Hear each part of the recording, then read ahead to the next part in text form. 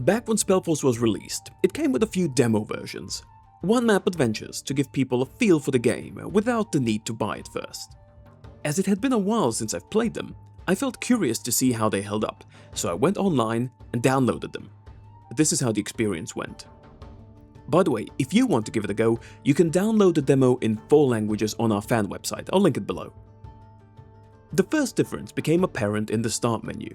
There are really only 2 things you can play: the tutorial of the game and a 1-campaign map. Since the tutorial is the same as the full version, there was no reason not to throw myself into the deep end, and so I started the campaign, but not before checking out the settings. There was one that caught my eye. Instead of difficulties, there is an easy mode that apparently makes enemies easier to kill. What exactly that means, I've no idea, but I decided to turn it on, for reasons you'll see soon enough. Pressing the button brought us straight to the Rift, a relatively late game map in the original campaign. Something became apparent right off the bat. I had no UI. This was most likely an issue with my PC, rather than with the demo, but not one I could fix, so I pressed on, determined to make it work. After talking some nonsense with Talia, I decided to check out our avatar and, oh boy, that does not look good. An abominable mix of 3 different types of spells bundled together with a piss-poor combat skill. I don't think I have to explain why this is less than ideal. It seems they really wanted the player to try a bit of everything. Our equipment wasn't much better. It's a mix of some decent items and underleveled garbage that we, nonetheless, had to give our heroes. Notice the absence of a sorting button. If you wanted a neat inventory back then, you would sort it by hand. We also needed an army, so it was off to the monument to get a few slaves to do our bidding.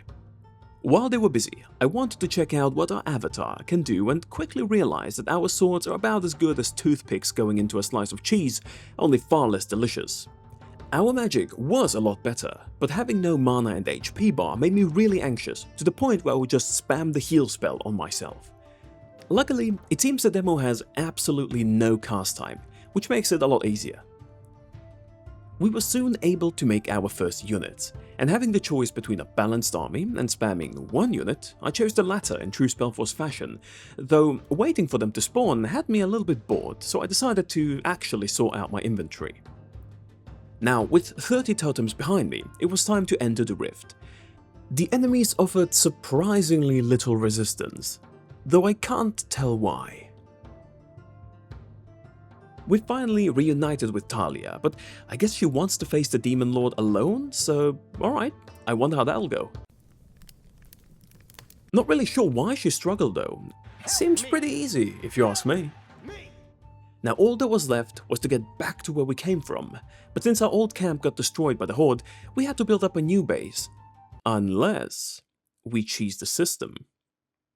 You see, Talia will always follow the player and she can't be killed, meaning that we can just teleport back there, hide in this corner, and wait. The perfect plan. Oh no. God, please no! We started building up our second base. Interestingly, the full release has a troll monument instead of an orc one, but this does make things easier for us. 30 totems worked earlier, so we doubled down, literally, and made our way back. It seems like some of our workers from earlier got turned into slaves by these demons. For a moment there, I thought they had the sickness for the thickness, but then I realized that I could still command them around and have them build things for me. They've got their priorities straight after all. Getting back across wasn't supposed to be hard, but I noticed that I'd made one crucial misstep after my unit stopped casting spells. I needed the food storage. We got back, talked, and then nothing. I guess the demo just sort of ends there, so we went to the menu and exited the game.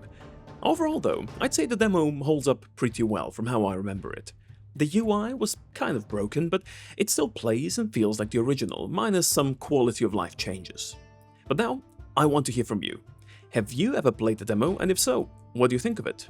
Don't forget to like, subscribe, and join our Discord. And with that, I'll see you again soon.